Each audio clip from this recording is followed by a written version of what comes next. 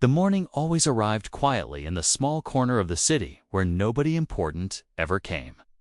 The buildings there stood tired and forgotten, their walls cracked like old memories nobody wanted to remember. Paint peeled away from their surfaces, revealing layers of time, struggle, and survival beneath. The narrow streets carried the sounds of ordinary suffering, distant footsteps, rumbling buses, and the quiet sighs of people who had learned not to expect much from life. Among those people was a girl who had grown familiar with disappointment. Long before she understood what childhood was supposed to feel like, her name was Alina. She was only 12 years old, but her eyes carried a weight that did not belong to someone her age. They had seen too much silence, too many empty plates, and too many nights when hope felt like something meant for other people.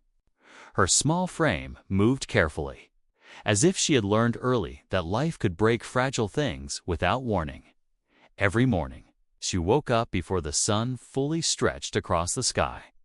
Her home was a single-room apartment tucked above a row of closed shops that no longer served customers. The ceiling leaked when it rained, and the cold crept inside during winter without asking permission. But it was the only place she had, and she had learned to treat it like it mattered. Her mother used to fill that room with warmth, but illness had slowly taken that warmth away. Now her mother spent most days resting, her body too weak to work, her strength fading quietly like the last light of evening. The responsibility that should never belong to a child had fallen onto Alina's small shoulders. She never complained. She simply woke up, prepared herself, and stepped outside to face another day. On that particular morning, the air carried an unusual stillness. The city felt paused, as if something unseen was waiting to unfold.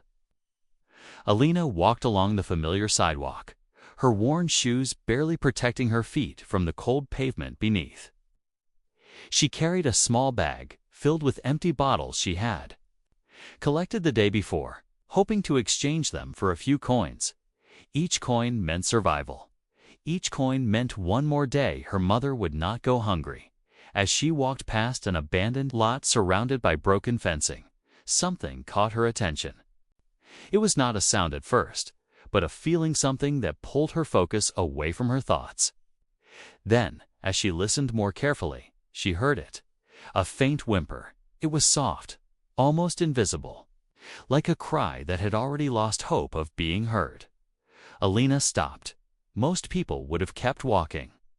Most people had their own problems, their own burdens, their own reasons to ignore the pain of something smaller than themselves. The world had taught people to survive by looking forward, not by stopping for what could slow them down. But Alina had never learned how to ignore suffering. She followed the sound carefully, stepping over pieces of broken glass and scattered debris.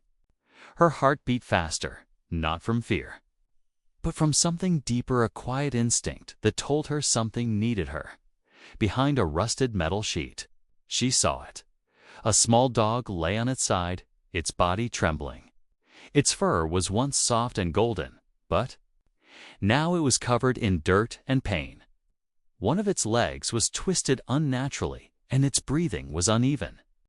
Its eyes were open, filled with confusion and fear, as if it did not understand why it had been left behind. It looked at her in that moment. Two broken souls recognized each other. Alina felt something inside her chest tighten. She understood. That look. It was the same look she had seen in her mother's eyes. When the doctor had quietly explained there was nothing more they could do.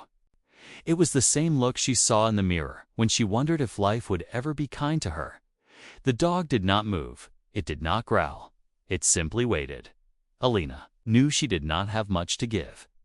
She had no money for doctors, no home big enough to offer comfort, no certainty about tomorrow. She only had what life had given her. Very little, but she also had something the world could never take from her. She had kindness. Slowly, she stepped closer. She knelt beside the dog, her hands gentle, careful not to cause more pain. The dog flinched slightly, its body reacting to memories of hurt, but it did not pull away. Alina reached into her bag and pulled out the only food. She had a small piece of bread she had saved for later. It was meant to be her lunch. Her only meal until nightfall. She hesitated. Her stomach reminded her how much she needed it, but her heart reminded her how much the dog needed it more. She placed the bread in front of the dog. The dog looked at it. Then at her. In that moment, something invisible passed between them. It was trust, fragile and new. The dog ate slowly, its movements weak but grateful. Alina stayed beside it, gently touching its head, offering comfort without words. Time passed quietly. The world around them continued its busy indifference, but in that forgotten corner, kindness had created something powerful. For the first time in a long time, Alina did not feel alone. She knew she could not leave the dog there. The thought of walking away, of pretending she had never seen it, felt impossible. She carefully lifted the small, trembling body into her arms. It was lighter than she expected, as if life itself had nearly abandoned it. She held it close, feeling its fragile heartbeat. She did not know what would happen next. She did not know how she would help it. She only knew she had to try as she stepped back onto the street, carrying the injured dog. Something unexpected happened. A black car slowed nearby.